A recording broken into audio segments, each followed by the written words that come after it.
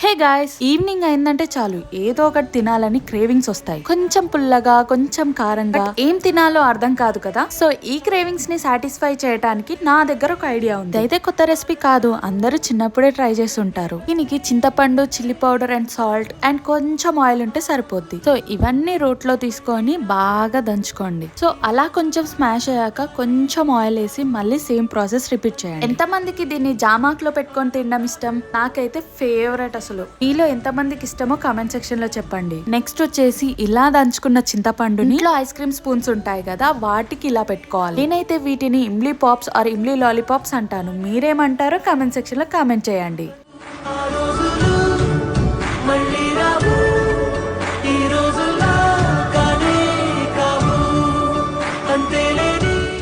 నోట్లో వాటర్ వచ్చేసాయి కదా, ఇంకేంటి చూస్తున్నారు, వెళ్ళి ట్రై చేసేయండి. Bye guys.